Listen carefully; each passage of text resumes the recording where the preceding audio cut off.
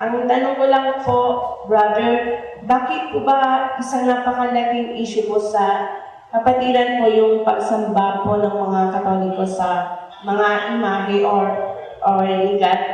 Do para po sa akin, kasi isa po akong Katoliko, nandyan po yung imahe po ng certain saints or ligat, hindi dahil yung sculpture po yung sinasamba ko, kundi parang remembering po na like picture lang po niya, pero yung panalangin ko po yung galing po sa kalooban po. So, ang pangalawang tanong ko po, ano po bang magandang paliwanag kung bakit masama po yung paggawa ng mga imahe at pagdasal po sa harapan ko? Alam mo kapatid, hindi naman natin kailangan ng paliwanag ng kahit na sino. Ang kailangan natin sumunod sa salita ng Diyos. Ang salita ng Diyos kasi ang makakapagligtas sa atin. Ang salita ng Diyos kaya dinala sa lupa ng Panginoong Hesus para gumawa ng pagliligtas, pagtutuwid, pagtuturo ng katotohanan.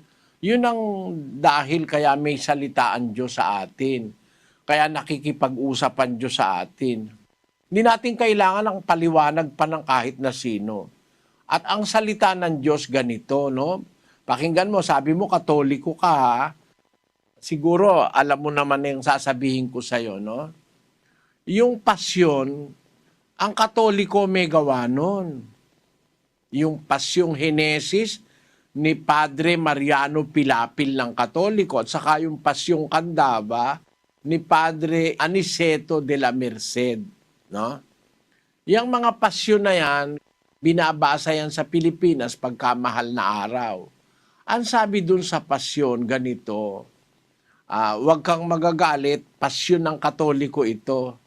Doon sa pasyong Katoliko, ang sabi, ay sukat mong maalaman sa sulat napapalaman. Ang sulat, yun yung Biblia. Kasi yung mga ibang na sinasabi sa pasyon, kinopya ni Padre Pilapil sa Biblia. Sukat mong maalaman sa sulat na papalaman ang poong Diyos nga lamang siyang dapat na luhuran at sambahin gabit araw. Ayon, ang liwanag, oh. Ang poong Diyos lamang. Yung salitang lamang, isa lang ang sasambahin mo. Siya mo lang luluhuran. Yung Diyos na may lalang sa atin. Yun ang sinasabi sa Biblia. 95:6 ng awit. O magsiparito kayo, tayo'y magsisamba at magsiyukod. Tayo'y magsiluhod sa harap ng Panginoon na may lalang sa atin. Ang luluhuran natin yung may lalang sa atin, hindi yung ginawa natin. Mali kasi yun, sumamba ka, lumuhod ka sa ginawa ng tao. Ang dapat naluhuran natin yung gumawa sa atin.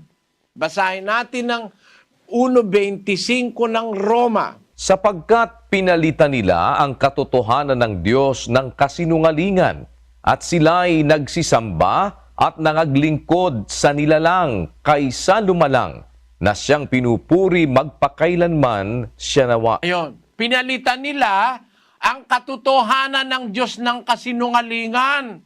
Nagsisamba sila, naglingkod sila sa nilalang. Si Maria, nilalang. Ang mga anghel, nilalang. Si Pedro, nilalang. Lumuluhod sila kay Pedro, lumuluhod sila kay Maria, lumuluhod sila sa mga estatwa na ginawa ng kamay ng tao. Mali yun kasinungalingan yun. Sabi ng Biblia, kapatid, hindi mo kailangan ng paliwanag ng kahit na sino.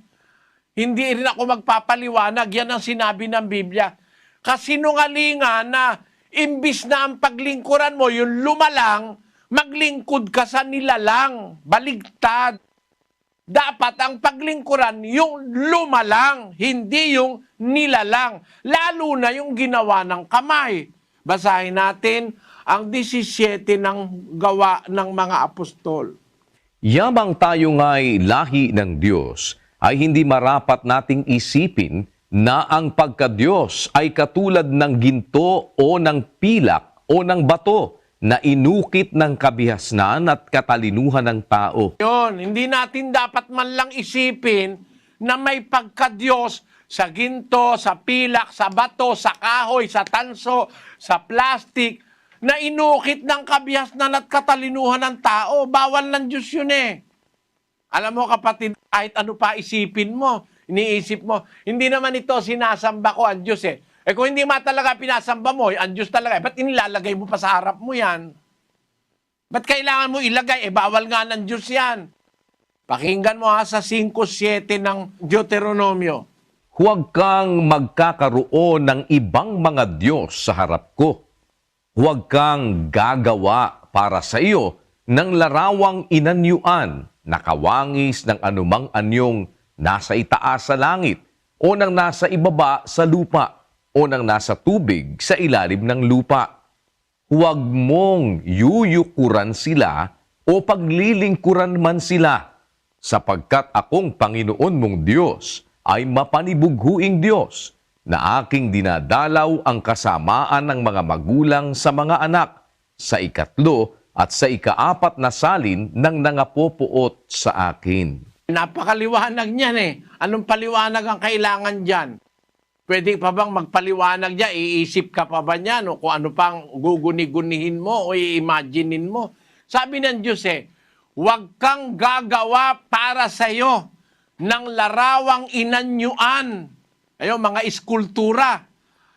Nakawangis ng anumang anyo sa taas sa langit, sa ibaba sa lupa, o sa tubig sa ilalim ng lupa. Huwag mong yuyukuran sila. Napakaliwanag na yan eh. Ano pa ba papaliwanag mo dyan? Bawal nga yukuran yan eh. Bawal. Kahit ano pa sabihin mo, hindi naman sila ang pinananalanginan ko eh. Eh kung hindi nga sila, ba't nilalagay mo sa harap mo? Ba't ka lumuluhod sa kanila? Ano bang klaseng filosofya yon? Eh kasi hindi naman ganun ang pagsamba sa Diyos na may haharapin ka, lalagyan bulaklak, lalagyan mo ng kandila. Wala namang ganun eh. Ang pagsamba sa Diyos, pagsamba sa katotohanan at sa espiritu. Pag espiritu, walang kahit anumang materya. Pakinggan mo 4:23 ng Juan. Datapwat dumarating ang oras at ngayon nga, nasasambahin ng mga tunay na mananamba ang Ama sa espiritu at katotohanan. Sapagkat hinahanap ng Ama ang mga gayon na maging mananamba sa Kanya. Ang Diyos ay espiritu at ang mga sa Kanya'y nagsisisamba ay kinakailangang magsisamba sa espiritu at sa katotohanan. Yon, maliwanag yon kapatid. Ang salita ng Diyos pakikinggan natin. Sabi ng Biblia, dumarating ang oras at ngayon nga, sabi ng Panginoong Hesus, sasambahin ang mga tunay na mananamba ang Ama sa espiritu at katotohanan. Sapagkat hinahanap ng Ama ang mga gayon na maging mananamba sa Kanya. Ang Diyos ay espiritu. Di walang ribulto. Espiritu yun eh. Meron ba ribulto yung espiritu? Ang Diyos ay espiritu. Ang sa Kanya'y nagsisisamba, kinakailangang magsisamba sa espiritu at sa katotohanan.